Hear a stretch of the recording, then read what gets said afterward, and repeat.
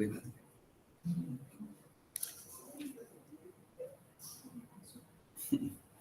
assalamualaikum warahmatullahi wabarakatuh.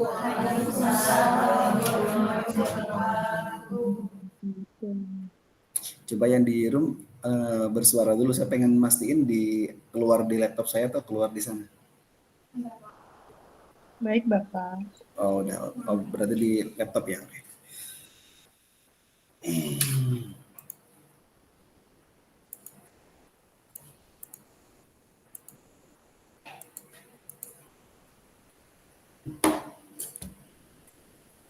Sekelas ada berapa orang ya semuanya?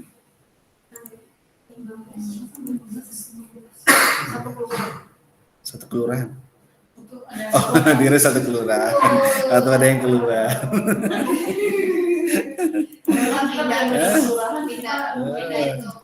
Pindah apa? Pindah jam kuliah. Karena memang kan biasanya kan ada perubahan itu wajar sih. Karena kan kerja dan sebagainya. Yang penting gimana caranya bisa lulus gitu. Kalau urusan kuliah cuma pindah kelas tuh nggak apa-apa, nggak masalah. Itu menyesuaikan. Ini adlinknya itu saya kemarin saya rubah tanggal harinya jadi acak-acakan. Itu tiba-tiba ketujuh kan. Saya bilang ini harus kelima nih. Mana sesi kelima ngindah di mana dia? Oke. 98. Sebentar ya yang di room ya. Biar saya itu. Ini 40. Ayo sesi kelima bilang kemana dia? Udah kepake kayaknya. 1, 2, 3, 4, 5. 2 bulan. 4 ada ya? Ini 42. Itu makanya pas kemarin itu jadi berantakan. Jadi berantakan. Sisi berapa di sisi berapa? Yang kelima belum saya ini materinya.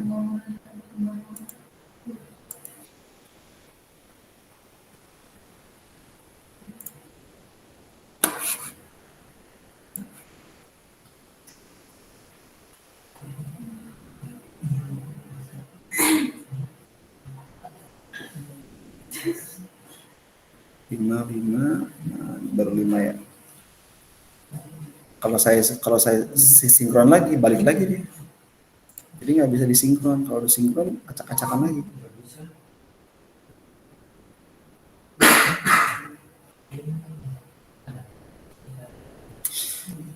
Oke. Baik, hari ini kita lanjutkan ya di sesi kelima ya. Sesi kelima kita akan membahas tentang ini punya Medlit.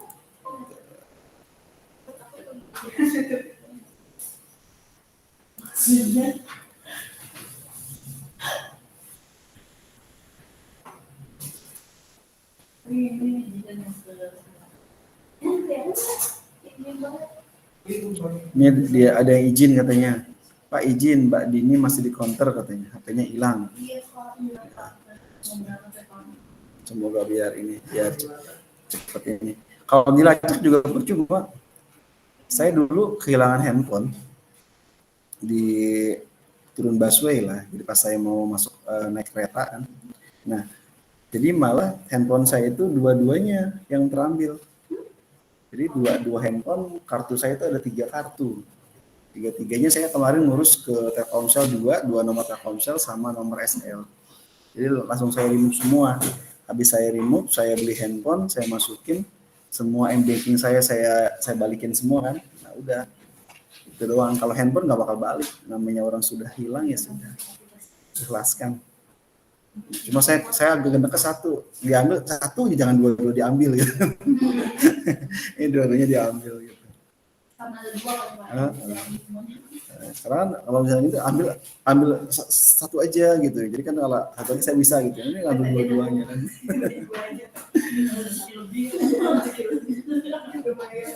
Semua nomor-nomor saya ini semua kan balik lagi dari awal sampai akhir tuh. Saya rubah dalam 1 hari tuh bisa langsung aktif lagi. Karena emang salah satunya ketika hilang langsung ke counter ke ini biar nanti diri. Karena yang paling ngeri itu m-banking kita. Data kita disalahgunakan dan sebagainya gitu. Sama halnya dengan teman-teman ketika teman-teman mempunyai data di laptop. Laptop kita itu nggak tahu nanti ke depan itu file-file kita di dalamnya itu akan hilang kapan. Karena tidak tahu visi kita itu kapan. Hilangnya bukan hilang barangnya, hilang dari kena virus dan segala macam. Dulu saya sampai satu laptop itu ada 500 giga sama satu habis eksternal itu 1 tera, itu semua datanya kena virus semua. Wassalam, nggak bisa diselamatkan. Gitu. Makanya saat ini saya lebih sering kalau ada data yang penting saya taruhnya di drive. Kalau di drive itu lebih aman ya karena dia tersimpan di dalam Google. Pak, cuma 15 giga ya bayarlah.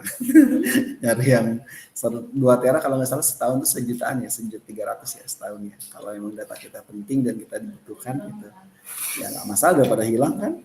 Beli hard disk eksternal juga kan harganya sama setahun, ibaratnya hard disk eksternal setahun satu gitu kan. Harganya kayak gitu.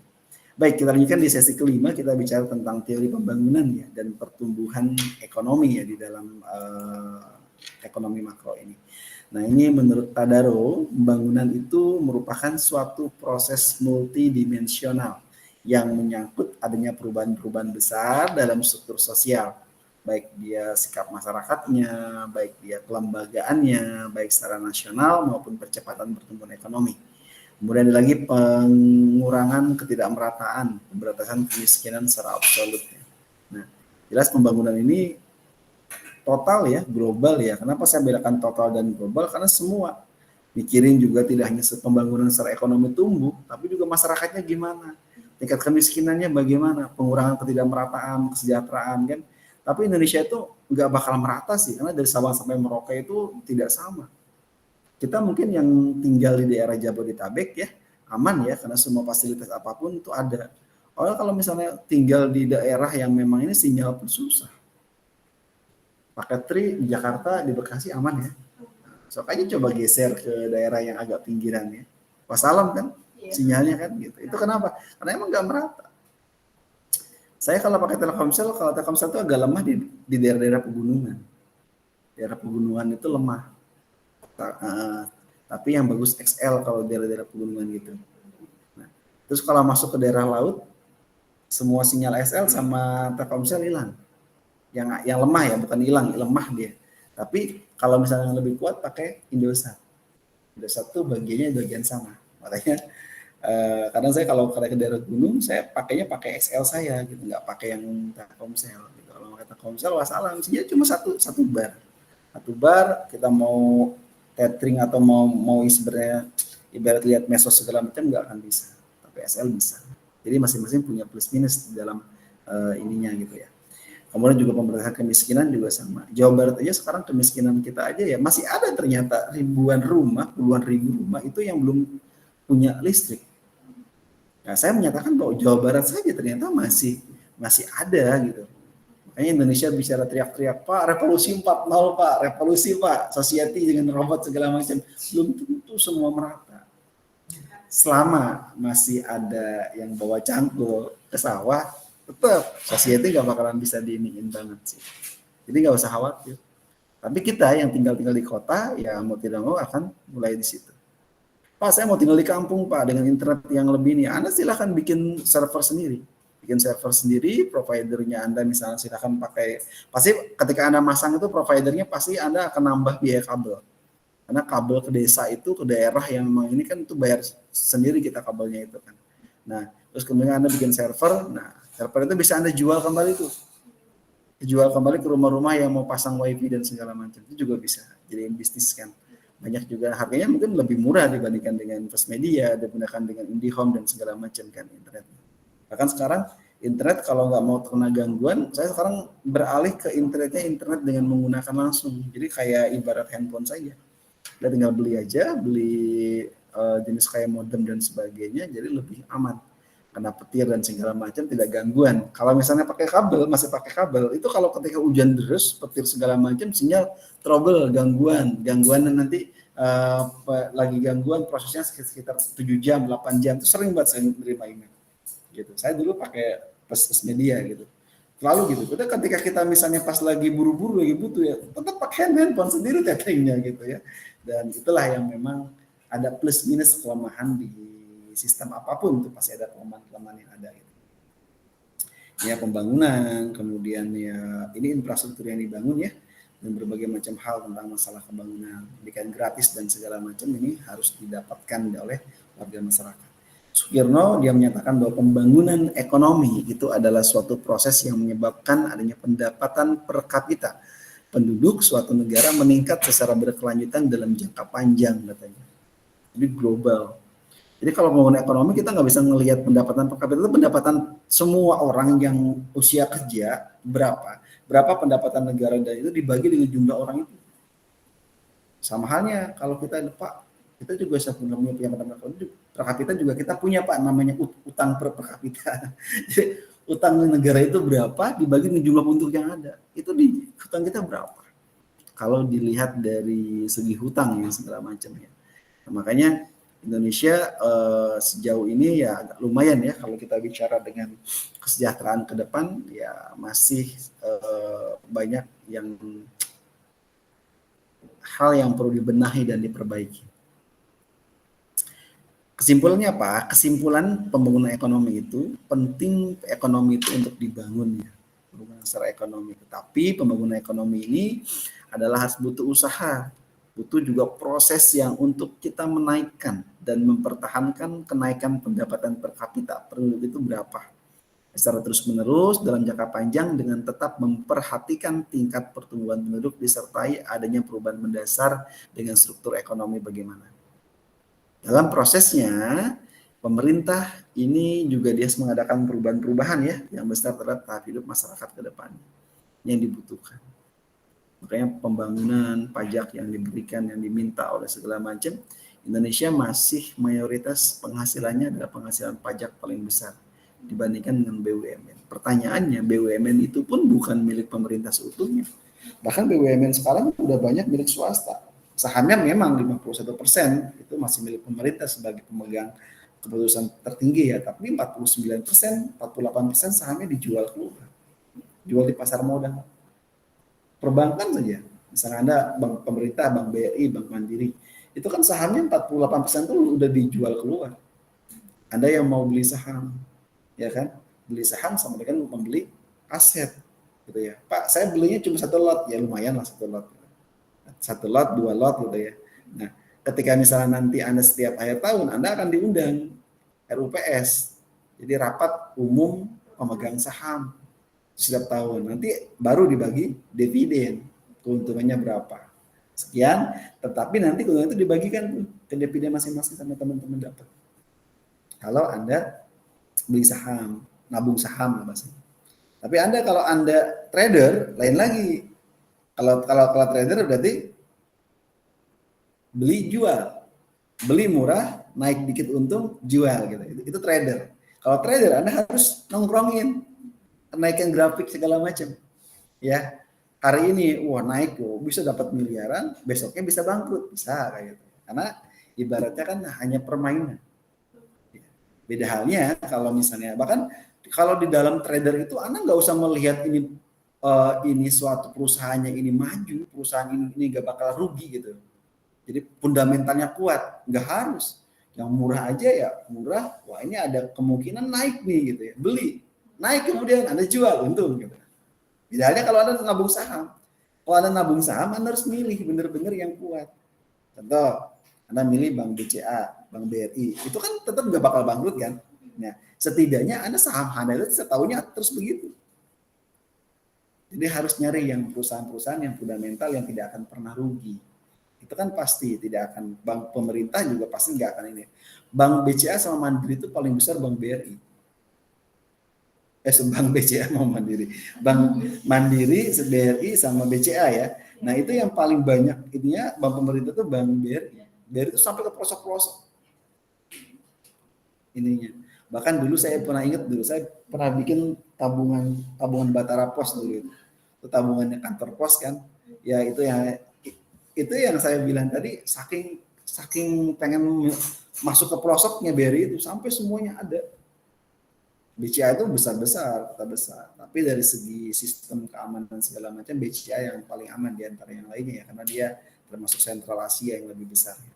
Kalau yang lain ya namanya sistem itu tergantung dengan berbagai macam hal. Makanya saya tuh saya nomor ada 3. Nomor 1 khusus buat perbankan. Nomor itu tidak saya pakai ke kemana-pun. Jadi khusus buat perbankan doang. Terus nomor kedua adalah nomor SL saya punya itu khusus buat kerjaan luar saya. Yang dosen yang teman-teman ada di grup itu adalah nomor untuk dosen. Gitu. Ketika perbankan kenapa nggak saya gabung? Ketika nggak saya gabung, perbankan itu kalau ada telepon pasti ke nomor ini. Oh pasti ini nomor perbankan. Nggak saya angkat. Gitu. Tapi kalau misalnya ke nomor-nomor dosen, nomor-nomor kerjaan saya, job saya luar, segala macam itu beda ini. Ada bunyinya juga berbeda. Sehingga keamanan data kita sekarang pakai teman-teman pakai Facebook dan segala macam di monetisasi di ada keuntungan tuh segala macam transfer segala macam. Tapi kalau nomor handphonenya Anda terhack segala macam, Anda akan ini. Makanya nomor perbankan saya itu beda, tidak ada yang tahu. Termasuk bisnis saya sendiri pun nggak tahu nomor, karena nggak pernah saya pakai. Jadi khusus cuma buat perbankan doang. Gitu. Jadi ketika orang melacak nama saya kan terus dengan data itu berbeda. Wah ternyata nomornya beda. Alamat email yang saya pakai pun berbeda. Email perbankan khusus saya bikin email sendiri. Email yang buat umum, email pribadi saya ada, beda juga. Ketika seorang hacker dalam hal ini dia mau mencuri data kita dan segala macam, ini akan lebih aman, dia akan lebih kesulitan. Yang masalahnya adalah teman-teman semuanya nge-link semua. Nah itu yang bermasalah. Jadi lebih gampang mereka untuk bisa ini. Karena kejahatan-kejahatan itu muncul karena memang tersinkronis, terintegrasi. Bagus sih terintegrasi, tapi orang-orang jahat itu, orang-orang yang kejahatan dunia cyber, mereka lebih cerdas di dalam melihat itu. Makanya kalau orang-orang IT kadang-kadang mereka malah dulu teman saya itu nggak mau mereka pakai M-banking nggak mau. Kenapa? Dirasa M-banking itu nggak aman. Pasti nggak aman lah, namanya sistem, namanya yang digital segala macam pasti akan lebih ini. Nah, karena kekhawatiran, karena dia tahu ilmunya, takutnya lebih luar biasa dan nggak ngerti. Takutnya itu. Tapi sejauh ini saya memakai dan segala macam ya penting kita pakai perbankan yang kuat aja. Kalau perbankan yang tidak kuat yang segala macam ya Anda abaikan cuma sekedar untuk menerima gaji nggak masalah. Karena kan kalau perusahaan pakai bank apa ikutin aja nggak apa-apa. Saya itu kita pindahkan. Gitu. Itu tidak masalah. Jadi pembangunan infrastruktur ya, bahkan pembangunan di bidang yang lain pun itu penting juga harus diinikan. Kemudian berikutnya, boleh silakan. Nah, bagaimana tujuan pembangunan ekonomi? Tujuan pembangunan ekonomi juga ini yang dibangun ya. Ini dia membutuhkan yang namanya pembangunan dengan cara apa? Dengan cara meningkatkan ketersediaan serta perluasan distribusi berbagai macam barang ya. Baik itu barang kebutuhan pokok ya, seperti kebutuhan sandang, pangan, papan, kesehatan, pendidikan dan keamanan. Nanti ingat ke teori Maslow. Teori Maslow itu kan di paling bawah ya, segitiga yang itu kebutuhan psikologis ya, fisiologis yang paling pertama itu kebutuhan antara pangan, sandang, pangan, papan, makanan, minuman ya, makanan yang kita ini kan, kemudian pakaian yang kita ini kan, sama rumah tempat tinggal kita, itu kebutuhan yang paling mendasar.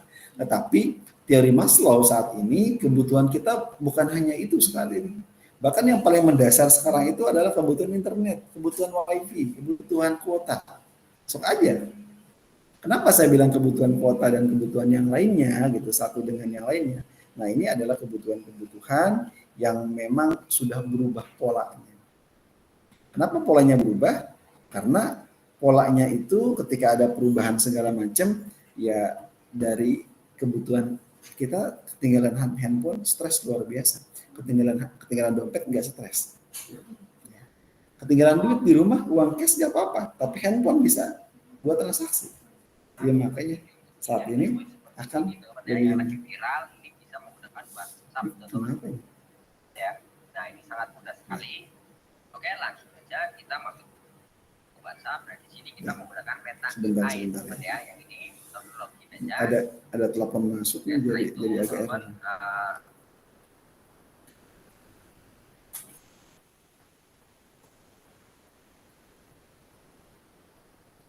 Ya, jadi kebutuhan itu kita tergantung ya dari kebutuhan saat ini. Selain kebutuhan sandang, pangan, dan papan, ini juga kita butuhkan ya kebutuhan-kebutuhan yang lainnya yang memang harus kita siapkan ke depannya gitu kan. Menjadi lebih ini lagi.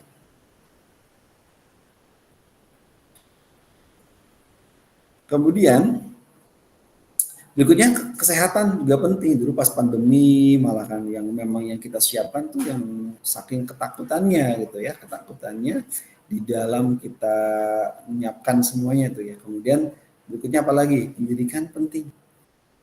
Merubah kehidupan atau yang namanya Anda mau merubah masa depan. Salah satunya yang paling gampang adalah melalui pendidikan. Anda akan ketemu sama orang-orang hebat itu dengan pendidikan. Saya dulu mungkin kalau saya lulusan SMA mungkin saya nggak akan pernah kenal dunia kampus, tidak akan pernah kenal dengan teman-teman yang memang mereka punya usaha lebih dan segala macam, atau mungkin mereka yang pintar-pintar dan segala macam, karena memang kebutuhannya itu adalah kebutuhan pendidikan itu penting untuk merubah keadaan hidup. Nah teman-teman kalau mau merubah keadaan hidup, salah satunya investasi pendidikan itu adalah investasi yang paling mahal dan investasi yang paling aman dan akan kita pakai seumur hidup kita. Bandingkan kalau Anda investasinya beli kendaraan atau Anda beli rumah, beli tanah dan segala macam, itu gak akan Anda bawa mati. Pendidikan ya Anda bawa mati, bukan ijazah ya. Ijazah itu cuma bukti Anda pernah belajar gitu ya. Ya bukti ilmu yang Anda dapatkan, skill yang Anda dapatkan. Kalau ijazah itu sekedar ini saja, sekedar bukti saja. Karena kita adalah manusia zaman sekarang, karena manusia itu identiknya agak sulit untuk bisa dipercaya ya, karena manusia itu ya identiknya perubahannya itu tidak signifikan. Makanya kan kenapa ada materai itu untuk mengikat, karena untuk melanggar manusia itu dia untuk komit dengan apa yang dia inginkan. Jadi manusia satu dengan yang lainnya itu disiapkan bahwa ke depan pendidikan itu sangat dibutuhkan sampai kapan.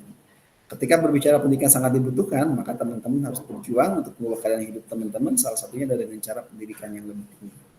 Kemudian ada lagi apa? Keamanan. Penting nggak keamanan? Mungkin kalau keamanan untuk orang-orang yang ibarat baru memenuhi kebutuhan antara sandang, pangan, dan papan, keamanan belum tentu itu bisa buat mereka, penting buat mereka. Benar nggak? Mereka rumahnya biasa aja. Pertanyaannya, siapa yang mau mencuri ke rumah dia? Ya kan?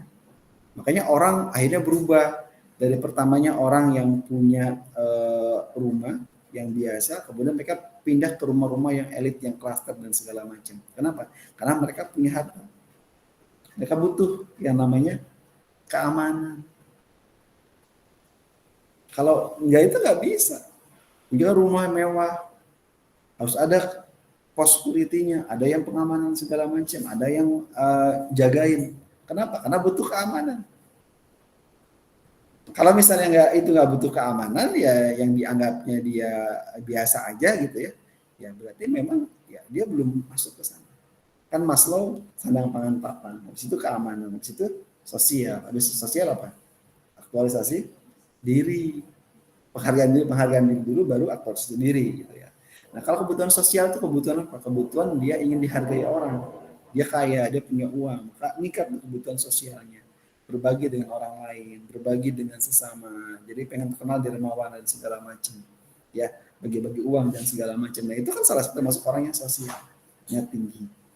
Bersosial terpenuhi, mereka apa? Ingin dihargai, ingin penghargaan diri, ingin dihargai sebagai orang baik dan sebagainya, gitu ya.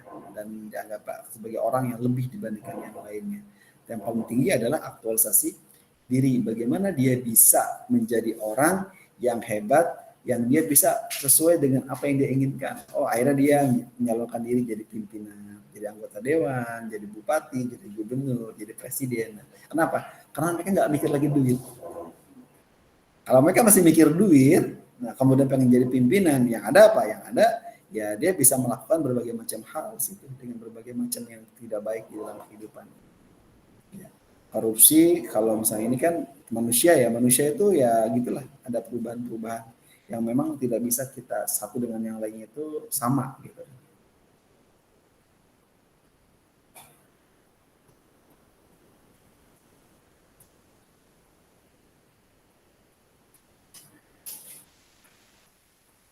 Kemudian yang kedua apa? Meningkatkan standar hidup yang meliputi adanya peningkatan pendapatan, adanya penambahan ya penyedia lapangan kerja, ya, adanya perbaikan kualitas pendidikan, serta adanya peningkatan kerja. Ya, ada di situ peningkatan perhatian atas nilai-nilai culture, nilai-nilai budaya dan kemanusiaan, sehingga selain secara material, ya dia juga meningkatkan kesejahteraan masyarakat, juga menumbuhkan jati diri sebagai pribadi dan bangsa. Nah ini tujuan pemerintah mempersiapkan tuh bagaimana dengan orang berkualitas. Bahkan kalau dilihat kan pendidikan sarjana aja di Indonesia masih puluhan persen, nggak nyampe 20% juga belum nyampe, masih puluhan, nggak nyampe separuhnya, nggak nyampe. Nah, mayoritas pendidikannya masih di bawah rata-rata. Kemudian memperluas pilihan-pilihan ekonomis dan sosial bagi setiap individu serta bangsa ya secara keseluruhan dengan membebaskan dirinya dan bangsa dari sikap menghamba. Sikap menghamba itu adalah sikap yang minta belas kasihan, ingin dibantu terus ya, dan ketergantungan terhadap orang lain dan bangsa lain. Nah ini adalah dibutuhkan di dalam membebaskan dirinya. Bagaimana dalam membebaskan dirinya? Itu tujuan pembangunan ekonomi. Selanjutnya bagaimana indikator keberhasilan pembangunan ekonomi ini? Indikatornya yang pertama ada yang namanya pendapatan per kapita. Pendapatan per kapita ini didapatkan dari mana? Dari semua pendapatan yang ada. Semua pendapatan yang ada dari Indonesia itu kemudian dibagi dengan jumlah usia kerjanya ya, pendapatan yang didapatkannya. Kemudian setelah itu apa lagi? Setelah itu adanya indikator sosial. Apa itu indikator sosial? Indikator sosial berarti berhubungan dengan jumlah konsumsi. Ya, itu bukan belanja kali ya. Dalam 1 tahun itu ya, konsumsinya.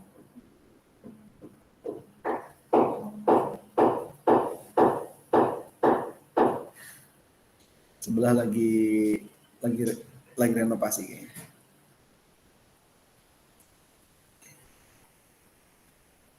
Nah ini berbagai macam hal ya. Yang pertama di situ adalah berhubungan dengan pendapatan per kapita. Maksudnya apa? Rata-rata pendapatan masyarakat dalam suatu daerah itu berapa?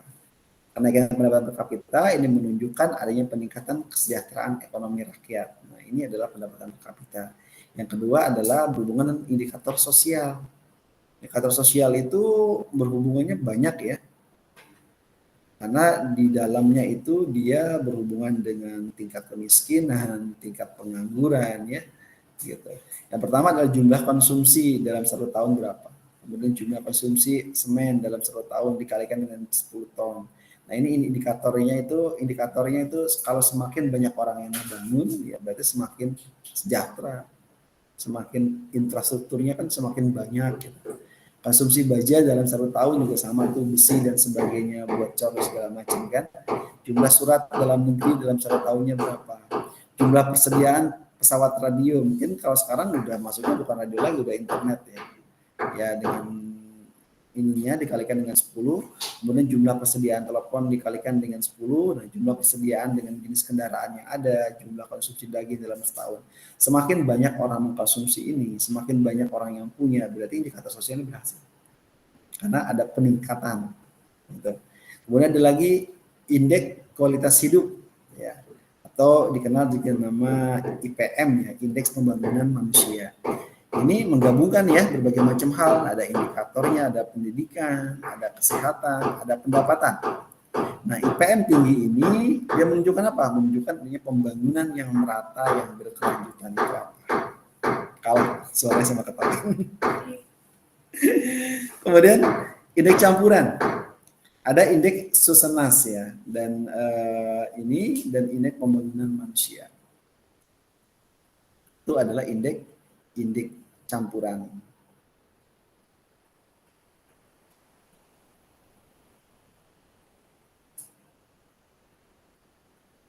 Susenas itu survei sosial ekonomi nasional. Jadi Bagaimana nih indeks Susenas ini? Nah, indeks Susenas ini sebenarnya bukan satu hal ya yang dilakukan nih oleh Badan Pusat Statistik. Biasanya mereka mengambil data, kemudian mereka melihat data itu yang dilihat dari indikator pembangunannya. Mereka melihat angka kemiskinannya bagaimana. Angka kemiskinannya ini berdasarkan dari pengeluaran rumah tangga dibandingkan garis kemiskinan. Semakin banyak belanja dalam suatu rumah tangga, semakin besar kan minimal sekarang kalau UMR sekian kan. Nah, berapa belanja mereka? Semakin banyak pertukaran uang, semakin banyak uang itu beredar, berarti semakin banyak pendapatan yang angkanya indeks pembangunannya meningkat. Dulu zaman pandemi kan uang itu nggak beredar, beredar cuma di daerah doang kan. Nah, itu masalah ya. Kemudian indeks pembangunan manusianya IPM-nya dilihat. Ini susun data pendidikannya gimana. Data pendidikan mungkin juga orang-orang yang sudah kuliah juga jarang mengupdate pendidikannya. Soalnya jadi kartu keluarga teman-teman juga biasa. Masih pendidikannya masih SMP, ada yang masih SD belum update. Biasanya begitu. Nah, dulu saya pendaftaran saya dokter itu baru banget. Ada sekitar dari tahun berapa saya udah dokter 2020. Saya baru ngelapor dokter tuh tahun 2025 baru tahun ini. Nggak pernah mengupgrade untuk data saya di kependudukan ya. Sehingga data IPM-nya ini mungkin kurang valid. Ada juga orang yang sudah kuliah S1, S2 karena kartu keluarga yang nggak pernah pindah-pindah rumah kan ngapain perubahan doang itu kan males kan. Akhirnya terdeteknya masih SMA yang di datanya itu ditariknya karena upgrade-nya nggak otomatis upgrade-nya. Karena harus melapor pendidikannya itu. Kalau sudah melapor baru bisa ketahuan pendidikannya itu apa. Kemudian juga kesejahteraan rumah tangga ya, akses terhadap air bersih, kemudian listrik, pendidikan dan fasilitas kesehatan. Nah, zaman dulu mungkin orang-orang yang masih 10 ribuan orang yang nggak punya listrik, saya mikir gimana tuh ya hidupnya ya. Zaman dulu itu udah ini banget ya, gelap-gelapan gitu ya. Kita aja kalau listrik udah mati, stres kita kan. Karena semua udah merasa kebutuhan gitu dengan listrik ini. Kemudian akses pengeluaran per kapita digunakan untuk menghitung daya beli masyarakat bagaimana. Ingat ya, tidak ada barang mahal. Yang ada adalah kemampuan kita untuk memiliki barang itu. Kalau teman-teman masih bilang harga laptop ini 20 juta, oh masih mahal. Berarti teman-teman belum bisa melampaui itu. Harus upgrade dari teman-teman bagaimana caranya saya bisa bilang itu murah. Kalau orang itu oh murah, berarti kenapa? Karena setiap harga apapun pasti ada yang beli. Yang beli itu yang punya duit. Gitu. Berarti kalau misalnya teman bisa bilang mahal, berarti masih ada ketimpangan, teman-teman belum melampaui uangnya. Jadi kalau ada kata mahal itu berarti belum melampaui. Buktinya apa? Orang-orang yang harga miliaran pun jam tangan sampai harga 100 juta, 1 miliar jam tangan, mereka bilang murah. Murah. Tapi ada orang tertentu yang masih bilang, wah ini masih mahal. Yang harga di bawah sejuta aja masih bilang mahal ya. Ada yang mungkin yang harganya di bawah 100 ribuan masih bilang murah. Berarti kemampuan teman-teman masih di situ. Intinya apa? Upgrade. Semaksimal mungkin biar teman-teman bisa mengatakan barang itu murah. Dengan cara apa? Teman-teman punya uang lebih banyak. Kemudian selanjutnya setelah ada ini ada berbagai macam faktor ekonomi ya. Nah, mulai dari berbagai macam barang ya. Ada barang modal, itu barang yang memang disiapkan ya. Dalam faktor ekonomi itu segala sesuatu yang berhubungan dengan alat atau tools yang digunakan buat modal. Ya kan kayak beko ya, traktor dan sebagainya. Laptop juga mungkin saya mengatakan barang modal. Karena kita bisa kerja melalui barang itu. Dan mungkin apalagi yang bisa diinikan ya sebagai barang modal.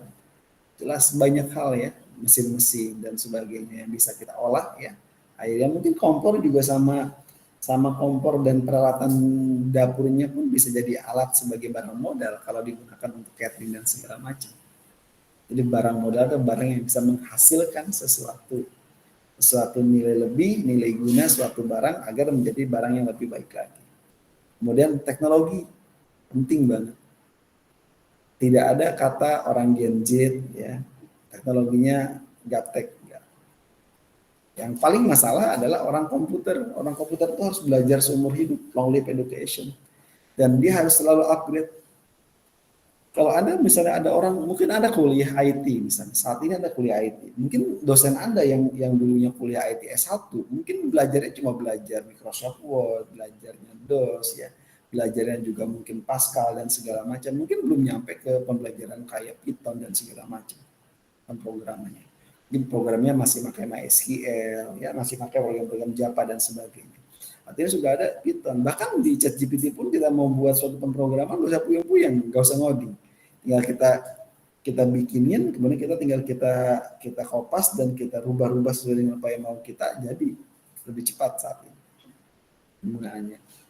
Bahkan bikin program, bikin internet pun, sekarang bikin website segala macam pun sudah punya template-nya.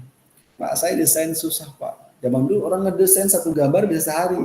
Sekarang Anda tinggal pakai Canva aja, tinggal lihat tuh. Mau berbayar apa nggak berbayar. Kalau yang berbayar pasti lebih mahal dan lebih bagus kan. Cepat, hitungnya cuma setengah jam lah kalau Anda mau ngedit, Anda mau rubah, Anda mau gimana ya sambil mikir ya. Mungkin 15 menit jadi. Zaman dulu stres tuh orang. Makanya muncul berbagai macam hal. Muncul ChatGPT, muncul Canva, ya muncul lagi sekarang DeepSeek yang digunakan oleh yang Cina yang keluarin itu. Pak, nanti kalau pakai ChatGPT ke detect plagiarismnya karena dia sebagai itu robot, bisa. Ada program lain yang menggunakannya, ada yang namanya bypass AI, merubah bahasa dari bahasa mesin ke dalam bahasa dimanusiakan bahasanya. Banyak hal. Tektur meeting ada digunakan, terlalu tinggi segala macam, bagaimana cara menurunkannya, banyak pakai Quillbot dan segala macam. Semakin banyak aplikasi yang sekarang itu lebih banyak dan kita akhirnya tinggal kita mau gunain yang mana, mau bayar yang mana. Penggunaannya. Itu teknologi. Perkembangannya sangat signifikan, sangat cepat. Makanya kalau orang IT, kalau dia tidak pernah upgrade ilmu, tidak pernah upgrade, dia dapat gelar Eskom, dapat gelar Mkom pun percuma. Karena 5 tahun, 10 tahun ke depan udah nggak kepake lagi ilmunya. Mereka kuliah dulu belajar A, B, C sampai dengan E. Kemudian ketika mereka jadi dosen ngajar ke mahasiswa, ilmunya baru semua. Mungkin ilmunya X, Y, Z yang digunakan. Sehingga yang dia dapatkan dari dosen, ketika dia jadi dosen untuk ke mahasiswa beda lagi. Itu adalah IT. Pak, dasarnya kan sama betul dasarnya, tetapi perubahan dan lainnya itu akan berubah kurikulum dan sebagainya. Yang selalu di-upgrade setiap 5 tahun dan perubahan zaman teknologi yang cukup semakin cepat. Kemudian faktor ekonomi ketiga adalah tentang tenaga kerja. SDM-nya kita nih. Sekarang sudah bukan lagi sumber daya manusia, sumber daya robot itu sudah ada. SDA-nya. Mungkin itu SDA dan SDR ya, sumber daya robot ya. Jadi sudah ada teknologi yang digunakan di dalam robot itu sudah banyak menggantikan. Jalan tol aja kan sekarang sudah jarang yang nerima dulu petugas tol yang bayar, yang dulu kan petugas tol itu dia harus sigap ngembalin uang itu dengan uang gitu ya. Jadi langsung dia uang itu langsung dia tarik berapa ini kembalinya berapa langsung cerdas, saking cerdasnya itu. Di zaman dulu gitu. Ya, kalau sekarang udah nggak bisa. Anda udah pakai kartu tap e-money, ya, kartu flash BCA dan semua digital lainnya, uang itu sudah menggunakan, tinggal kita tap keluar terpotong. Atau sekarang langsung masuk kepotong, ada tergantung pintunya, berarti dia pas pintu keluar langsung kita keluar. Sehingga dia menghemat mesin, dia menghemat berbagai macam hal di situ. Bahkan sekarang ada lagi yang di luar negeri sudah nggak lagi pakai kartu, jadi pakai kayak jenis kayak map gitu. Jadi berapa jarak sekitar 1 meter itu langsung saldonya akan terpotong langsung. Dan kita harus mengisi saldo kita di handphone kita melalui jaringan internet. Jadi ketika kita pas mau nyampe itu langsung kebuka, tapi saldo kita langsung kepotong. Berbagai macam ini. Nah itu hebatnya teknologi. Tapi belum semua diberlakukan. Kalau semua dilakukan ya agak berat juga karena kita masalahnya kalau dalam handphone saldo kita lagi nggak ada kan repot juga. Gitu. Kalau kartu kan masih mending kita bisa isi seketika di situ. Tapi kalau misalnya dengan berbagai macam kita mesti banyak aplikasi, bingung hidup kita itu. Sekarang itu aplikasi banyak banget. Cuma sekarang kira-kira yang teman-teman butuhin yang mana, itu aja yang dipakai. Yang kebanyakan nggak itu menurut handphone doang, nggak percuma aja, cuma nggak ngapa-ngapain. Sesuai yang kita butuhin, apa yang kita pakai apa ya pakai, kalau enggak ya sudah bisa dipakai. Kemudian selanjutnya apa lagi? Sumber daya alam. Nah, sumber daya alam berarti kekayaan kita. Saking kayanya orang Indonesia, apapun jadi. Saking kayanya. Sampai kayaknya kita jual semua produk kita ke luar negeri, kita mendapatkan cuma jual barang mentah, mereka kemudian olah jadi barang jadi, jual lagi ke Indonesia. Hebat ya orang Indonesia gitu. Mereka cuma ngambil dari alam, gratis, nggak bayar gitu ya. Kemudian diolah di luar negeri, dijadiin barang ini, dan harganya bisa nyampe 10 kali lipat dibandingkan harga jualnya, harga mentahnya itu. Makanya sama. Teman-teman juga sama kan, kalau misalnya teman-teman berpikir kalau misalnya menjual sesuatu harus diberikan kelebihan. Lebihnya apa?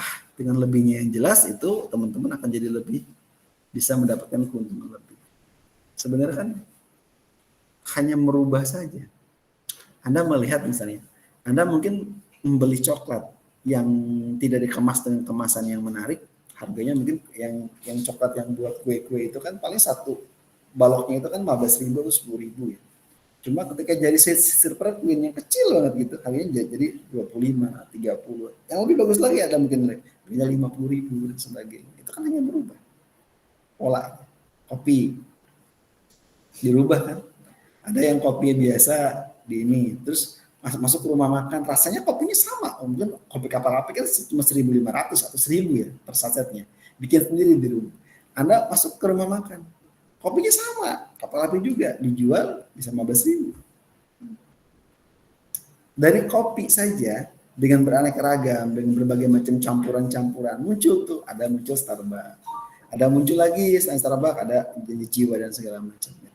Nah, itu adalah salah satu yang namanya perubahan yang nyata dan mengemas kemasan berbeda, harga beda. Air minum Aqua di pinggir jalan dijual 4.000, 5.000. Masuk agak dingin, nambah dong, nambah 1.000, 2.000 kan. Masuk ke bioskop, harganya jadi berapa? 3 kali lipat, 15.000 yang gede, yang kecil 10.000 kan. Itu artinya apa? Tempat menentukan. Sama halnya teman-teman, ketika teman-teman di tempat kerja, berarti teman-teman dihargainya segitu, berarti teman-teman punya skill yang lebih, berarti teman-teman berpikir, berarti tempat saya yang salah. Jadi kalau mau, saya nyari tempat yang bisa menghargai saya lebih, karena saya punya skill lebih. Jadi bukannya kita berada di tempat yang, kita akan dihargai orang di tempat yang tepat. Kalau kita nggak dihargain, berarti tempatnya belum tepat. Cari ya tempat yang lebih menghargai kita. Nah itulah manusia. Manusia kan di dunia ini hanya sekedar sama-sama saling membutuhkan. Karyawan butuh uang melalui usaha yang dari yang punya owner. Owner juga butuh tenaga kerja buat bekerja sehingga buat menghasilkan suatu target yang memang mereka siapkan ke depannya. Mutualisme dunia ini. Tahu nggak dibawa mati juga kan? Kemudian entrepreneurship, kewirausahaan. Barang ekonomi itu, seorang entrepreneurship itu bisa merubah segala sesuatu yang pertamanya biasa diubah menjadi hal yang luar biasa. Kemasannya kah dirubah, atau orang yang punya jiwa kewirausahaan gini, ketika seorang petani sayur misalnya, saya nyontain sayur deh, dia petani sayur dijual semua hasilnya itu langsung ke pasar, berarti dia penjual. Tapi kalau dia seorang entrepreneur, dia berpikir, dia klasifikasikan sayur yang kualitas A, sayur yang kualitas B, sayur yang kualitas C, sayur yang sisanya. Sisanya ini terserah nih mau masuk kemana aja, atau mau masuk ke pasar atau ke tukang sayur yang ke rumah-rumah atau gimana silakan. Yang grade A dijual kemana? Supermarket. Satu ikat kangkung harga aslinya Rp2.000, masuk supermarket Rp20.000. Betul nggak? Sama nggak? Yang ditanamnya sama, pupuknya sama, tempatnya sama, perlakuannya sama. Kenapa harganya bisa mahal gitu? Rp20.000 di supermarket, di pasar nasional Rp2.000 per ikat. Lebih enakan mana makan kangkung yang Rp2.000 atau kangkung yang Rp20.000? Hah? Sama aja, beda. Orang pembisnis melihat masuk dia ke supermarket harga Rp20.000. Kenapa harga Rp20.000 itu enak? Dia merubah persepsi kepada seorang yang akan membeli, pada pembeli, ini harga Rp20.000. kualitasnya fresh dan lebih enak dan lebih bergizi dan apapun itu. Dengan yang 2000 tadi cuma paling gitu doang. Ini berapa bang gitu kan? Ya kan 2000 gitu ya udah. Tapi cara mendapatkannya lebih mudah dibandingkan dengan mendapatkannya susah. Sama halnya kayak kamu. Kalau mencari seorang yang lebih gampang didapatin itu tidak ada perjuangan itu biasanya biasa aja. Tapi ketika ada perjuangan untuk mendapatkan sesuatu itu punya nilai lebih. Dimasak tuh, masuk semuanya. Sama yang 2000 masuk ke kompor juga, masuk ke wajan juga. Kemudian dibikin tumis kangkung, cah kangkung. Yang 20.000 sama. Ketika dicoba, yang mahal itu lebih enak dibandingkan yang 2000 tadi. Kenapa? Karena ketika makan, dia mikir modal saya gede nih. 20.000, makannya dinikmatin. Coba yang 2000 makan, oh langsung aja makan gitu. Dinikmatin. Karena prosesnya kan bisa ya. Tapi saya nggak mau ngomongin organiknya, saya mau ngomongin tempatnya doang, tempat. Iya, karena tempat tuh menjanjikan di situ. So, beli kopi 4.000 yang di pinggir jalan, ya. Ke Starbucks, enakan mana kopinya? Nah, kan mahal harganya. Nah, nikmati. Coba harga kopi yang 4.000 makan minumnya selesai gitu ya. Tapi kalau misalnya Starbucks kan nikmatin, bisa nyampe 4 jam itu kopi. Sambil nongkrong di Starbucks kan, buka laptop ya. Akhirnya wah saking ini nih nyari cemilan, adanya roti, adanya kue dan segala macam. Enggak ada nasi kalau di Starbucks. Jadi paling males saya itu kalau ke Starbucks itu kalau jam-jam makan siang berarti harus bawa nasi saya sih. Nanti cemilannya paling kalau kayak roti, kayak misalnya cemilan yang lain ya tinggal ini. Karena kita nggak mungkin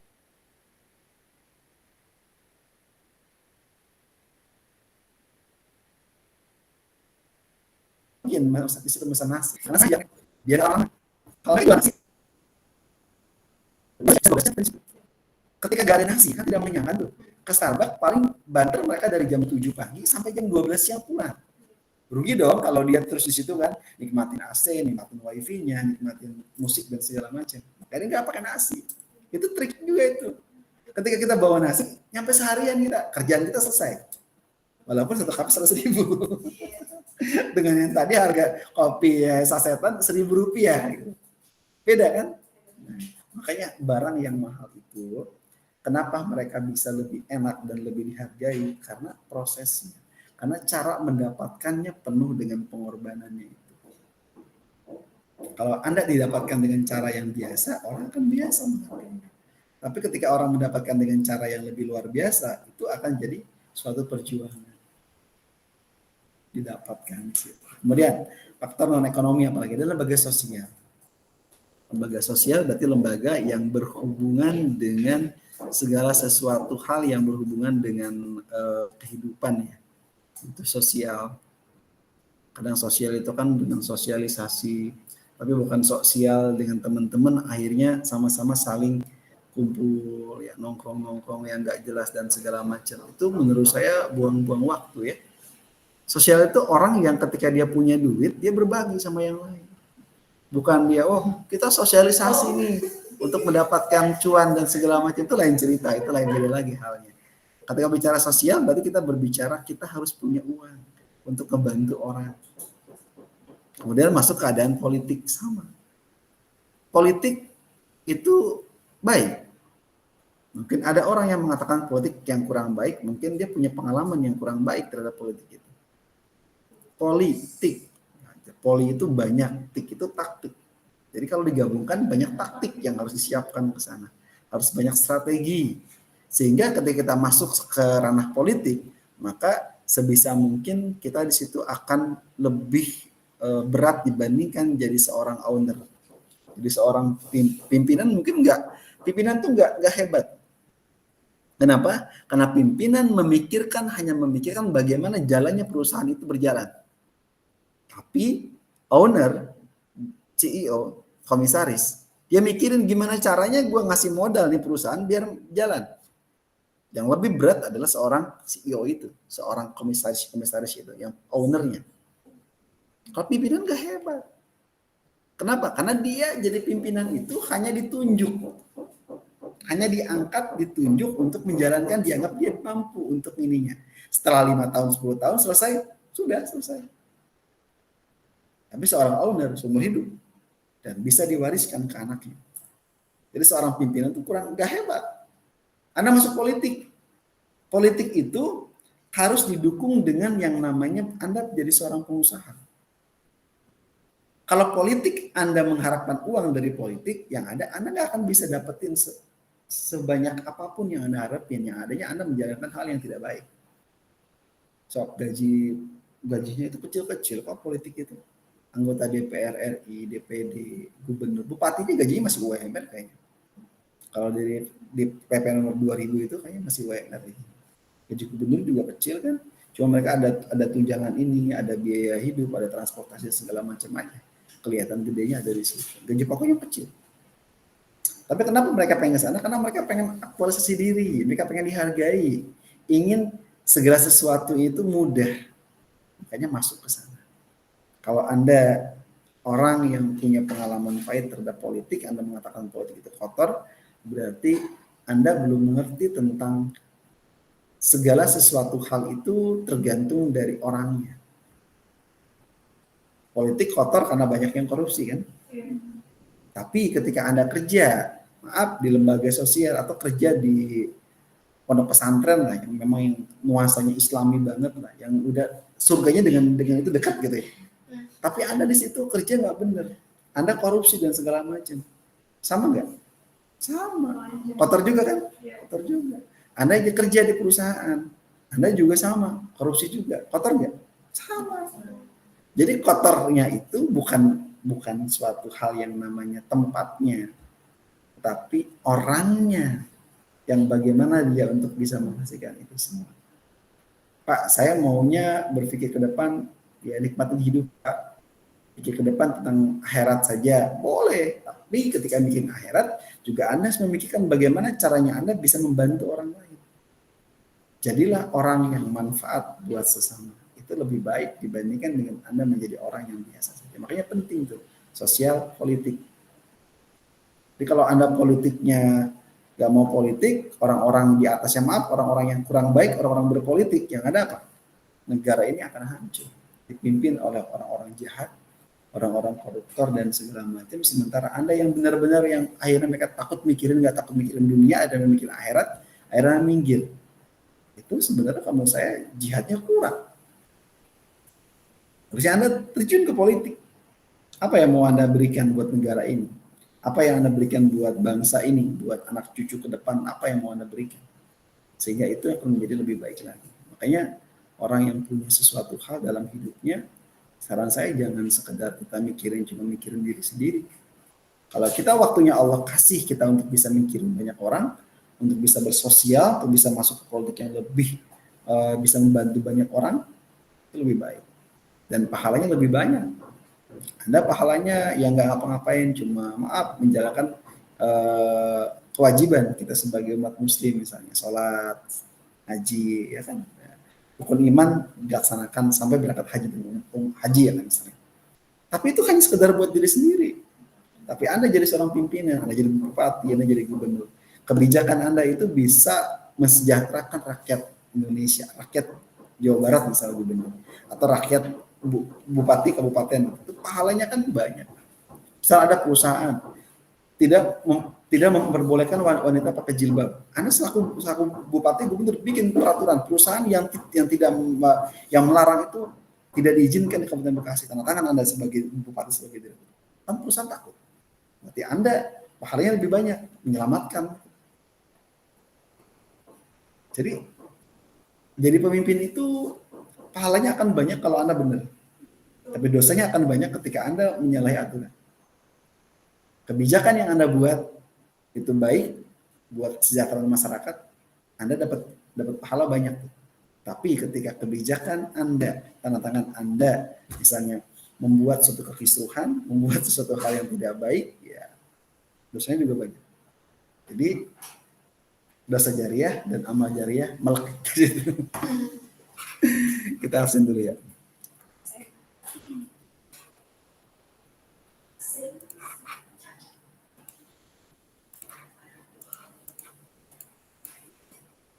Anda kuliah dari pagi sampai sore, wah mantap ya.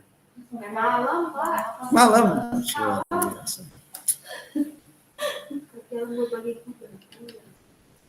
Luar biasa ya. Saya dulu kuliah itu, saya juga kuliah dari pagi sampai sore, tapi nggak sampai malam deh. Luar biasa.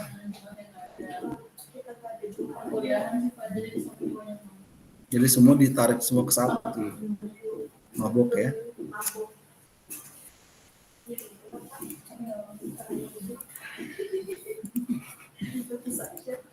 Kan cuma bentar, cuma 4 tahun dulu. 4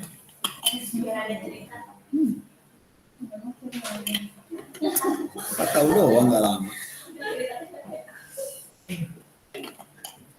Cerita ke ini, ntar tanya, dulu mama pernah kuliah, mana? Ya kan, tanya, ijazahnya mana? Cuma sampai semester 7, sayang. Foto wisudanya ada? Nggak ada. Itu, jadi makanya harus jelas. Jadi kalau memberikan suatu kepada anak segala macam itu, ya harus sesuai dengan konsekuensinya.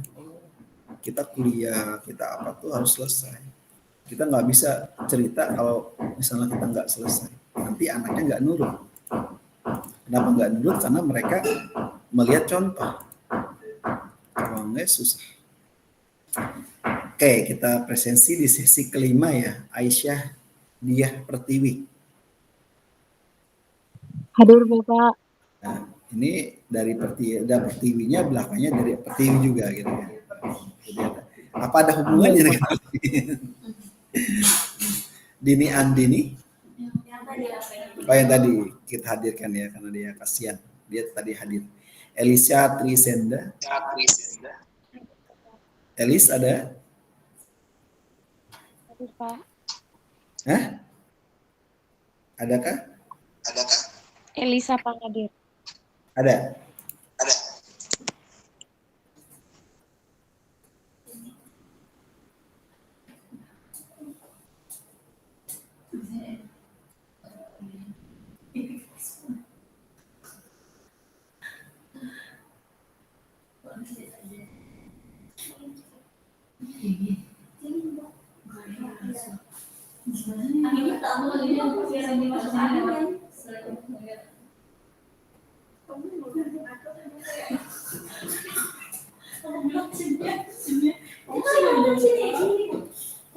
Kemudian Dedi Agustian adalah Siti Melisa, Zaidan Ahmad Fahrezi, Intan Audia Aprilia. Hadir Pak. Karena kebetulan masih bulan April ya. Muhammad Zainuddin, Muhammad Firman Sah Kosasi. Hadir Pak. Azizah Alfianti. Hadir Pak. Hadir.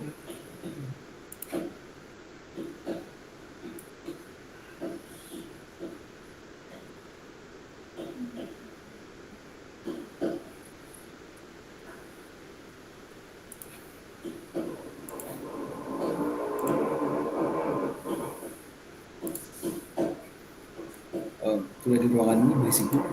Dia lantai atas berarti lagi ini. Ke bawah juga sama?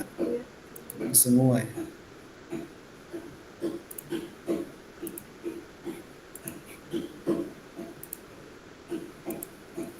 Anggap aja ada musik baru ya. Ada instrumen musik ya.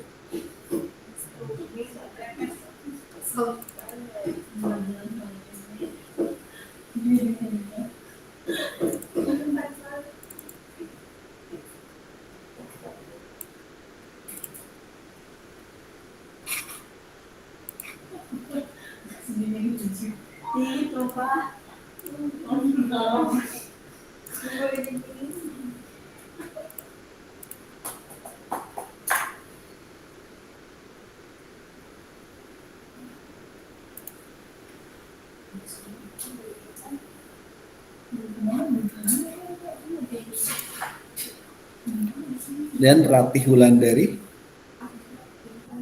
Ada pula. Hadir, Pak. Hadir. Sri Rahayu. Hadir Bapak. Lingling Kristiani. Selvianita. Maya Susanti.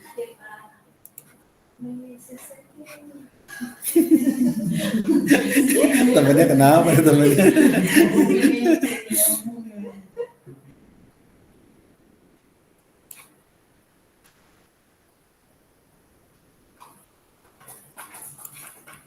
Bahannya kita kirim dulu.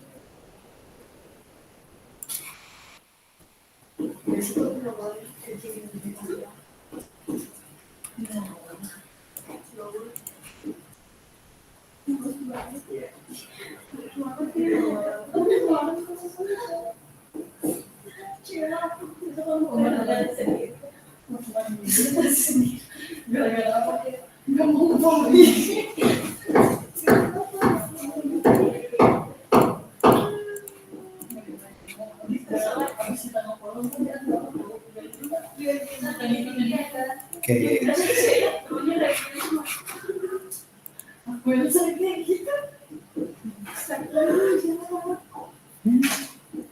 So, kita lanjutkan.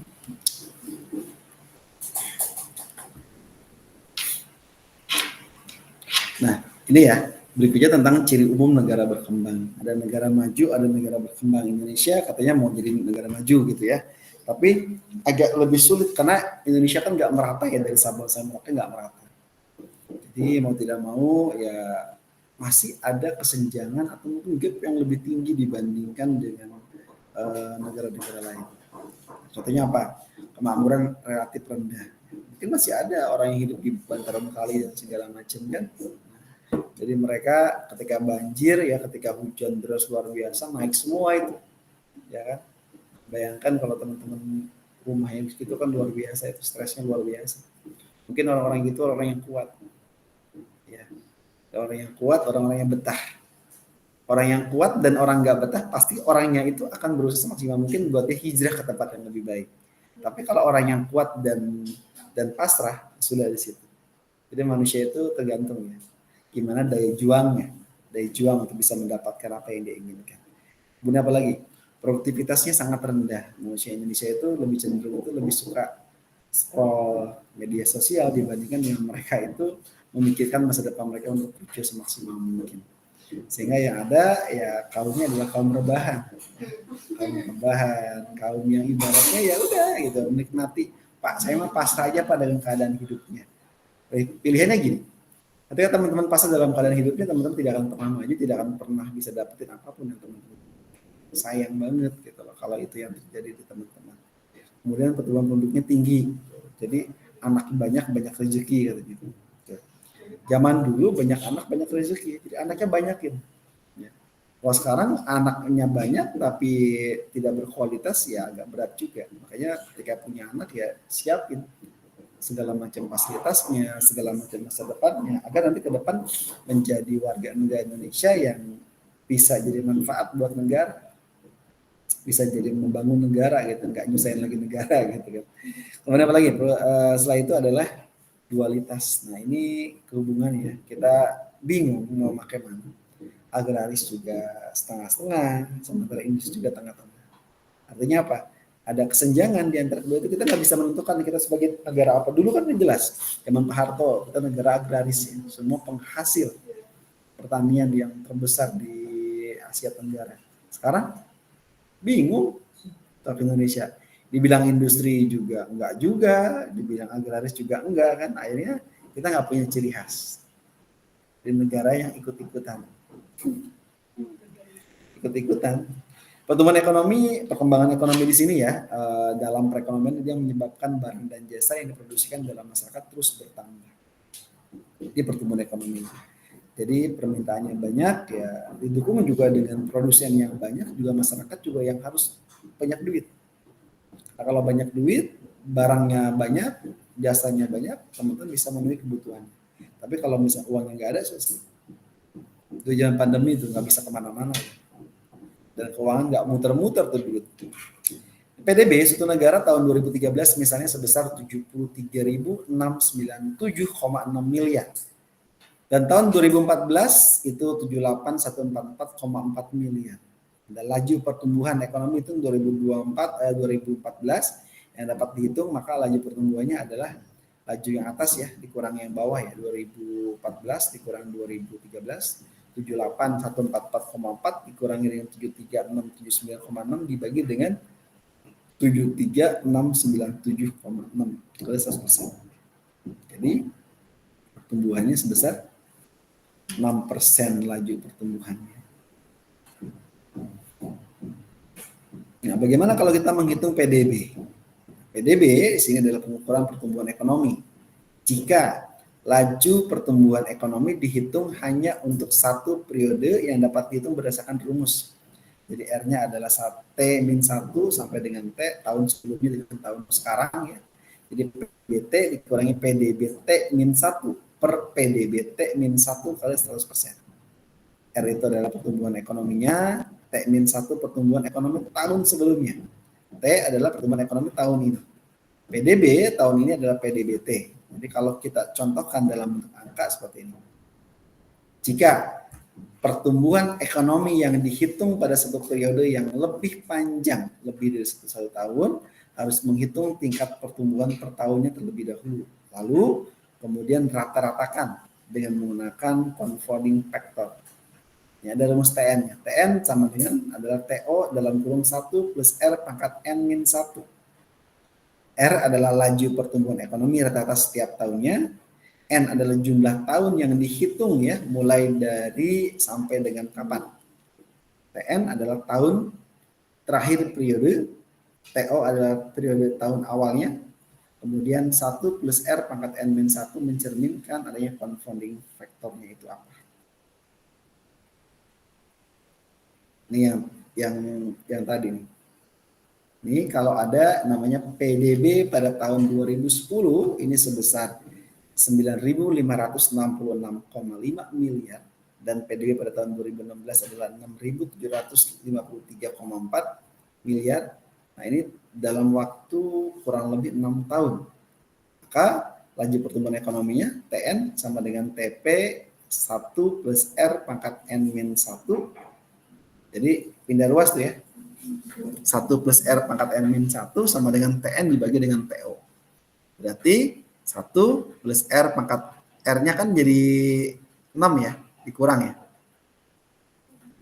1 plus R dalam pangkat 6-1 sama dengan 9.566,5 M per T kalikan dengan 6.753,4. Kalau dibagi ketemunya segitu. Betul kan? Itu yang pangkat 5. Ketika dia pangkat 5, kemudian ditarik, berarti akar pangkat 5 dari itu. Kan kalau ini kan 1 plus R nih. Ya kan? Ini dibagi ini ketemu ini ya. Ya kan? 9566,5 dibagi dengan 6753,4 kan ketemu 1,416545. Kemudian di akar pangkatnya 5 tuh.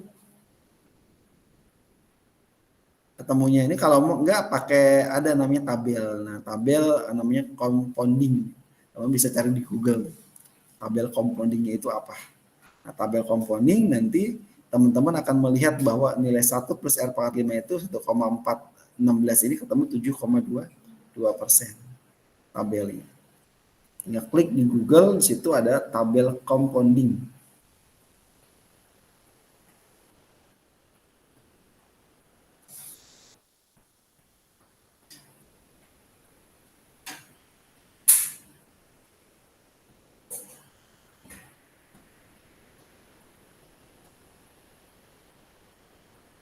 Tabel compounding factor.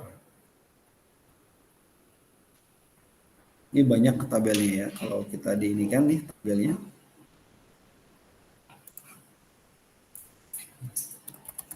Tabel compounding.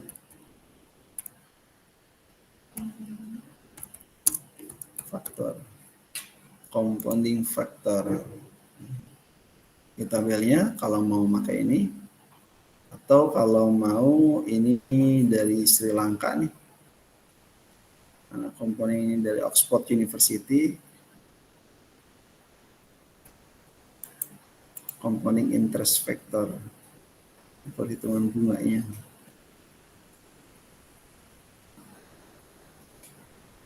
Ini pakai bahasa Arab nggak?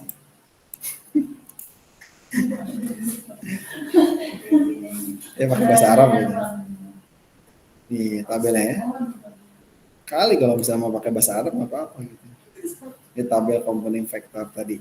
Tadi N-nya 1 single ini ya. Tadi 1 plus R pangkat 5.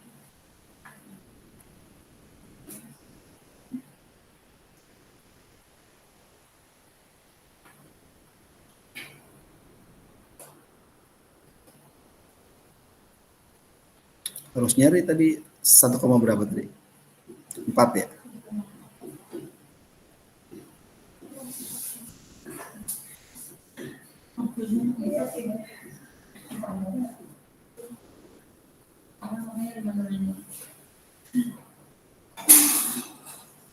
Satu 1/4%.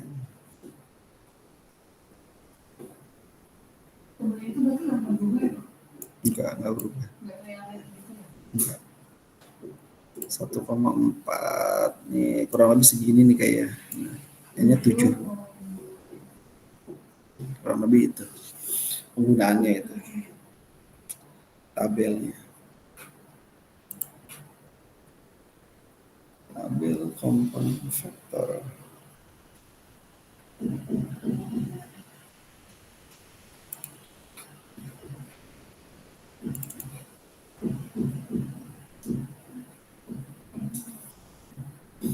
Ekonomi makro. Ini berarti masuk ke ini sesi ke-5 ya.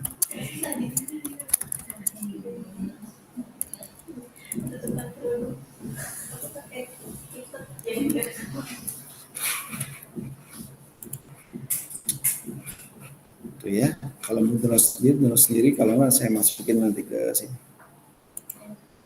Ya harus dulu harus.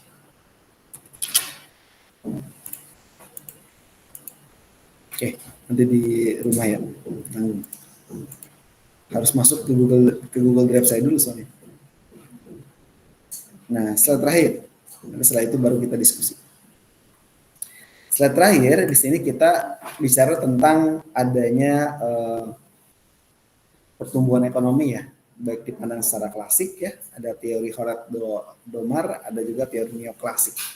Ada lagi teori komputer. Dia berpendapat teori-teori ini dari teori klasik mengatakan bahwa pertumbuhan ekonomi dipengaruhi oleh 4 faktor katanya. Ada jumlah penduduknya, ada jumlah barang modalnya, ya, ada luas tanahnya gitu. Dan ada kekayaan alam serta teknologi apa yang digunakan teknologinya itu. Nah, itu pertumbuhan ekonominya.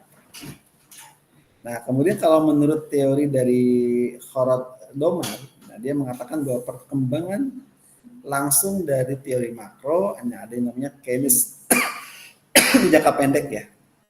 Menurut teori Teori makro jangka panjang. Ini aspek utama yang dikembangkan oleh teori Keynes adalah aspek yang menyangkut tentang peranan investasinya apa. Ada lagi teori neoklasik dari situ. Bagaimana pertumbuhan penduduk ini secara kapital, secara global ya masyarakat ya, ada kemajuan teknologi, ada output yang berinteraksi dalam proses pertumbuhan ekonomi. Ada lagi kalau komputer dia bergerak motor penggerak perkembangan ekonomi. Adalah satu proses yang ia beri nama inovasi dan pelakunya para inovator. Jadi ada inovasi baru.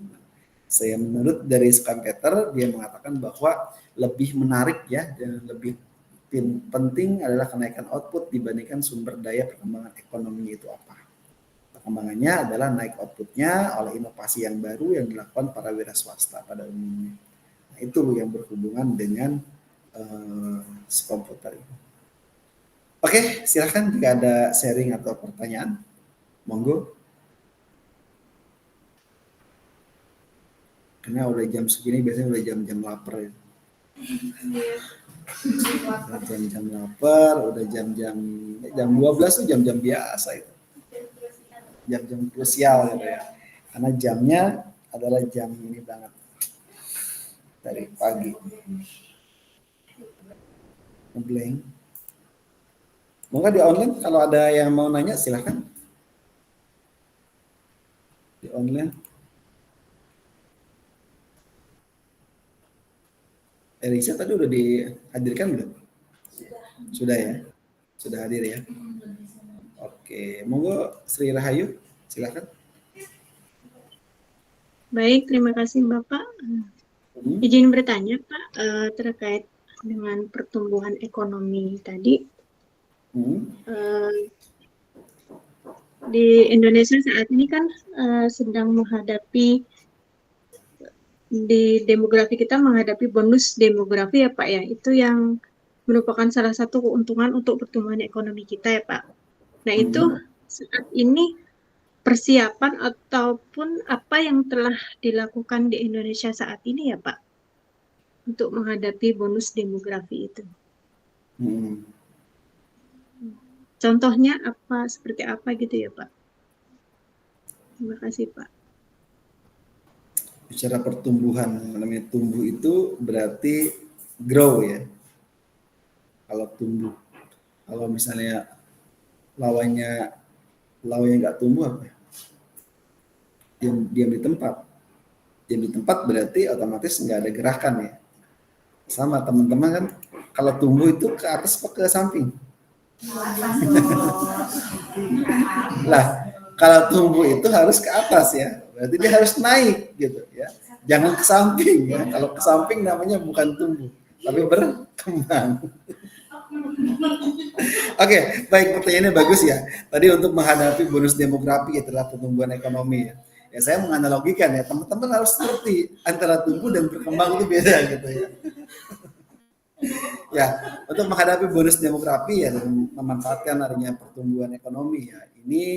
Kalau ini ada beberapa macam langkah strategis yang harus dilakukan oleh pemerintah pada umumnya ya. Baik juga selain pemerintah juga kerjasama juga dari sektor swasta. Bahkan juga masyarakat juga harus bekerja sama semaksimal mungkin bagaimana untuk ada tambahan dari bonus demografi ini. Pertama, harus ada peningkatan kualitas pendidikan dan pelatihan yang ada. Percuma bonus demografinya tinggi, banyak, tapi pendidikannya nggak ada kan percuma juga. Jadi mau tidak mau harus cerdas, harus pendidikannya di-upgrade kualitasnya atau dilatih pelatihan. Jadi boleh pendidikan seperti ini atau boleh ikut pelatihan. Pelatihan yang biasanya berapa hari gitu ya, tergantung dengan apa yang dibutuhkan. Yang kedua, bonus demografinya banyak. Mau tidak mau kerjanya harus banyak. Ya. Jadi jangan sampai orangnya banyak, demografinya banyak, yang lainnya banyak, yang mau kerja banyak, tetapi lapangan sedikit. Nah, ada apa masalah? Jadi Anda kerja capek-capek, ngeluh, capek segala macam. Anda pulang tiba-tiba mau keluar, nggak jadi kan ngelihat orang yang pakai baju warna putih lagi ngantri kan nggak jadi kan. Nah, itu apa? Itu artinya apa? Berarti penguatan tidak dari swasta, dari pemerintah dan masyarakat juga sama harus menciptakan lapangan kerjanya. Yuk dorong unit sektor padat karya. Yuk dorong UMKM juga harus berkembang. Serta investasi lainnya ya, baik investasi secara sektor strategis ataupun manufaktur yang pada umumnya bisa juga teknologi yang dikembangkan sampai dengan green economy dikembangkan. Kemudian ketiga bisa dengan adanya penguatan sektor kesehatan. Jangan sampai orang sakit nggak tertolong. Zaman dulu pakai tabib, pakai dukun, ya. Jadi akhirnya tidak teratasi. Bahkan sampai sekarang pun masih banyak orang-orang yang percaya sama hal-hal seperti itu. Gitu. Jadi ujungnya apa? Tidak ditangani dengan baik.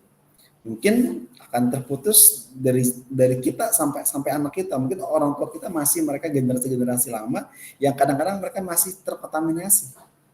Ya, orang tua dulu bilang apa? Jangan suka duduk di lawang pintu katanya. Kenapa? Ngalangin jalan gitu kan?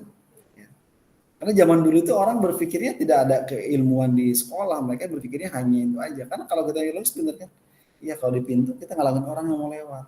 Jadi bukan jodohnya lama dan segala macam, tergantung itu kalau jodohnya. Karena umur jodoh rezeki itu adalah misteri ilahi. Ya, kalau teman-teman kuliah, ini masa depan yang teman-teman prediksi. Saya nanti lulus kuliah ini mau jadi apa? Itu kan prediksi. Oh langkahnya ini, saya ngambil itu prediksi. Tapi kalau umur jodoh rezeki itu lain cerita. Itu adalah misteri ilahi dan nggak tahu kan jodoh kita siapa. Karena itu orang yang siapapun tidak bisa ketemu. Bahkan yang orang jodohnya jauh aja dengan caranya Allah itu ketemu juga.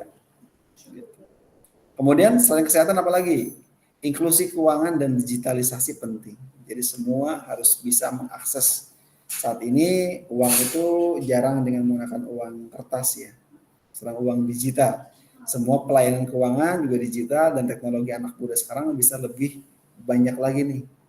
Kerja itu nggak harus dari kantor, dari rumah pun bisa kerja. Kita tinggal duduk manis dengan koneksi internet bisa kerja. Nah, itu yang harus dibangun. Bagaimana caranya? Anda bisa kerja, saya nggak mau capek Pak, saya nggak mau ke kantor. Berarti teman-teman punya skill lebih. Gimana caranya orang yang dianggap miara tuyul gitu ya, tapi dia bisa menghasilkan kerja. Orang-orang IT itu kerja di luar negeri, di Singapura, mereka tinggal di desa dengan mereka remote kerjaan mereka dari rumah segala macam. Per bulan mereka dapat gaji ya. Nah orang bilang, mungkin nggak kerja nggak kemana dapat duitnya banyak ya gitu kan. Nah, ya. Jadi orang berpikir sekarang beda. Tuyulnya tuyul digital, tinggal klik enter masuk gitu ya. Gitu. Nah, terus ketika pas masuk transferan download masuk ke m-banking kita, rekening kita, uangnya juga uang digital gitu. Uang goib. Awas hati-hati. Uang digital dengan uang goib itu beda. Orang-orang dulu tuh banyak peninggalan-peninggalan para dulu itu mereka yang percaya tuh hal dengan uang goib. Itu nggak bakalan dapat yang ada anak gila iya. Kata nenek moyang saya di sana itu ada uang. Uang itu nanti bisa diambil dengan cara ini gitu. Saya bilang, oh lama-lama udah gila juga kalau ketemu orang kayak gini kan gitu. Dan saya menemukan orang itu bukan berarti nemuin sekali dua kali, sering saya nemuin. Jika ada orang ngomong gitu, saya mikir zaman sekarang udah zaman serba canggih saat ini masih percaya kayak gitu. Jadi yang ada ya agak berat. Zaman dulu orang belajar pengen terbang, belajar pengen kebal ya. Sekarang kayak gitu udah ketinggalan. Belajar mau terbang nggak ngapain? Yang penting punya duit, mau terbang kemana pun bisa kan? Iya. Tinggal terbang mau ke Mekah, terbang mau ke Malaysia, mau ke Singapura, mau ke Amerika, ke Jepang, kan tinggal terbang dong ya. Yang penting siapin, nggak perlu siapin duit, siapin di handphone aja siapin, tinggal bayar, tinggal pakai QRIS doang kan selesai. Beli belanja apapun, beli tiket pesawat tinggal klik doang kan, main jari doang kan. Itulah hebatnya uang sekarang. Uangnya nggak kelihatan. Jadi orang sudah terkontaminasi dengan adanya berbagai macam. Nanti hubungan berikutnya saya ngomongin nanti ujung kemana tuh uangnya Pak. Uang digital masuk lagi nanti hubungi ke blockchain. Jadi blockchain. Terus ada lagi selain blockchain hubungan ke apa? Ke cryptocurrency nanti hubungannya kan uang kripto. Itu nyambung gitu sebenarnya. Ke depan tuh masa depan. Karena sekarang kalau kita transfer antar negara kan butuh waktu sehari ya. Kalau uang kripto kan enggak. Dia terhubungkan beberapa blok ya, beberapa kotak-kotak jadi langsung masuk tanpa hitungannya menit mungkin detik juga udah bisa masuk. Nanti hubungan ke cryptocurrency. Nanti kata Pak Ustadz haram. Karena di Indonesia cryptocurrency masih haram. Diharamkan ya. Padahal ATM kripto di Indonesia cuma baru ada satu. Di Filipina paling banyak tuh ada 30-an kayaknya. Itu yang berhubungan dengan cryptocurrency itu. Silakan teman-teman kalau mau ini gitu ya. Saya sih sejauh ini tidak mengharamkan dan tidak menghalalkan juga ya. Itu kembali ke teman-teman, dan teman-teman juga pasti akan mempertanggungjawabkan semuanya apa yang teman-teman ambil. Ketika fatwa MUI mengatakan masih haram, kalau teman-teman masih bersikeras ya silahkan teman-teman yang berdosa kan gitu. Kemudian adalah pemerataan pembangunan juga harus merata. Kemudian kebijakan demografi juga dengan sendirinya kan harus juga nih, dengan kedudukannya ada namanya keluarga berencana. Makanya kan banyak anak banyak rezeki itu tergantung siapa orang tuanya. Makanya orang-orang kaya, orang tua yang kaya anaknya harus banyak. Ya. Karena harus dengan orang tua banyak anaknya pasti kan semuanya kebutuhannya akan terpenuhi. Ya, kalau dia terpenuhi dengan kebutuhannya ya maka ya ada itu. Jangan mikir, Pak, nanti kalau banyak anak, Pak, rebutan harta warisan apa? Ngapain mikir kayak gitu? Uang kan nggak dibawa mati. Ya kan? Uang itu hanya disiapkan sama orang tua, bagaimana orang tua itu anaknya nanti minimal bergerak dari 5, dari 6, nggak dari minus atau dari 0. Seperti itu. Jadi disiapkan. Jangan target untuk menjadi seorang pimpinan, jadi seorang direktur.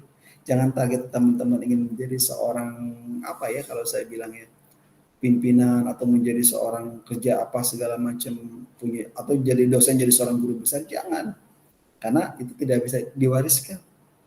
Cari yang bisa diwariskan, karena masa tua itu bukan masa kita harus capek. Masa tua itu adalah masa di kita harus punya passive income, punya kebutuhan uang yang tidak kerja pun uang masuk ke rekening kita, tidak kerja pun keuntungan omset kita besar dan banyak. Sehingga apa yang terjadi? Yang terjadi kita masa tua kita nyantai, bagi-bagi uang malah sama yang lain, sama yang membutuhkan pertolongan kita. Bukan masa tua harus kerja terus. Luar negeri Pak, orang 80 tahun masih kerja, betul. Cuma permasalahannya adalah yang saya balik. Kalau kita bisa merubah hidup kita dengan cara yang lebih cerdas dan lebih ini ya kenapa tidak. Capek saat ini nggak apa-apa, tapi capek di masa tua jangan. Ada orang yang nggak mau capek sekarang, tapi di masa tua capek, silahkan. Itu pilihan hidup masing-masing orang, nggak sama. Pilihan Anda, hidup Anda mau jadi seperti apa, saya kembalikan ke masing-masing ya pilihan. Karena hidup ini pilihan. Kalau hidup ini pilihan, ya teman-teman harus siap dengan segala macam konsekuensi yang ada. Ada orang yang dia berpikir harus kuliah, saya ngapain sih kuliah capek-capek, kerja udah dapat duit, udah dapat gaji, jadi menikmati hidup. Cuma 5 tahun maksimal kan, ya, habis 5 tahun keluar, gitu. Ketika keluar nggak apa-apa nganggur kan, terus ketika nganggur usia nih sampai udah S1 kuliah S2 nih sampai kerja sampai usia 30 tahunan 40 tahunan, habis 40 tahun Anda nggak bisa kemana-mana. Yang ada apa? Anda harus standby di suatu tempat karena Anda takut nggak diterima kerja lagi, takut jadi pengangguran kan gitu. Ya, padahal usia 40 adalah usia kematangan manusia adalah di usia 40. Jadi owner, jadi pembisnis, jadi karyawan selamanya akan terus jadi karyawan. Karena di usia itu penentuan Anda karyawan atau Anda bukan. Pak, dia pembisnis Pak dari usia 25 tahun nggak apa-apa. Ada pembisnis umur 25 tahun di usia 40 tahun bangkrut jadi karyawan lagi ada. Ada orang yang bisnis di usia 40 tahun, ya dulunya karyawan, kemudian dia sampai dia tua dia terus maju ada. Ada yang setelah pensiun jadi pengusaha, ada. Hidup ini kan sebenarnya bukan berarti antara pengusaha dan antara pekerja. Yang ada adalah bagaimana kita bisa manfaat buat orang banyak, kita bisa menghidupi keluarga kita dan hidup kita senang. Ya kan? Satu targetnya, hidup di dunia dengan senang, bahagia, sejahtera, kaya raya, mati masuk surga kan gitu ya Ustaz ya? Iya. Jadi jangan sampai doa kita itu tidak pernah kita realisasikan. Teman-teman yang muslim, maaf yang non muslim, dia berdoa di akhir doanya pasti bilang Rabbana atina fid dunya hasanah kan, wa fil akhirati hasanah wa qina azabannar. Ternyata pengen bahagia dunia dan akhirat kan. Nah, pertanyaan saya kalau Anda doanya setiap habis sholat doanya itu sukses dunia dan sukses akhirat, kenapa Anda harus milih nanti Pak saya di usia tua aja saya akhiratnya, dunia saya udah nggak dapet Pak, saya udah usia 40 tahun udah nggak dapet nih, saya kerja terus di tempat orang, akhirnya uang pas-pasan, ya kan, nggak pernah dapat apa-apa, akhirnya apa? Menyalahkan Tuhan, menyalahkan Allah, kan salah. Kenapa salahnya? Kita tidak mau merubahnya. Terus siapa yang mau merubah? Diri kita sendiri. Kalau kita tidak bisa merubah, Tuhan tidak akan bisa merubah. Jadi siapa yang mau merubah diri selain diri kita sendiri? Makanya kalau teman-teman mau capek saat ini, saya bilang capek nggak apa-apa. Urusan teman-teman capek, istirahat, sembuh. Dibandingkan teman-teman capek nggak ngapa-ngapain, stres. So, teman-teman nggak kerja, nggak capek kan? Tapi stres nggak? Stresnya lebih capek dibandingkan yang kerja. Ya, capek kerja, istirahat, healing, jalan-jalan, besoknya sehat lagi kan? So, nggak kerja, nggak punya duit, udah stres kan? Masih untung cuma stres doang, nggak sampai stroke kan? Iya, itu makanya. Jadi diri kita semaksimal mungkin diusahakan ya kita harus lebih siap dengan segala macam konsekuensi. Dunia ini keras. Dunia ini tempat capek, tempat nggak capek nanti di akhirat. Ya, karena di akhirat tuh tempatnya udah tempat menikmati hasil. Jadi kalau Anda misalnya sekarang nggak mau capek ya berat kehidupan teman-teman. Oke, terima kasih ya untuk hari ini ya. Sampai jumpa di minggu depan. Minggu depan saya ngajar pasca. Kayaknya kemungkinan kita online di hari Ahad ya. Hari Minggu ya, nanti jam 1 ya. Nah, jadi nanti karena jadwalnya harusnya minggu ini kan, minggu kemarin dipakai halal bihalal, berarti saya geser ke minggu depan. Oke. Nanti saya info di grup ya. Terima kasih. Assalamualaikum warahmatullahi wabarakatuh. Monggo silakan yang mau istirahat biar enggak oleng. Terima kasih Bapak. Monggo silakan.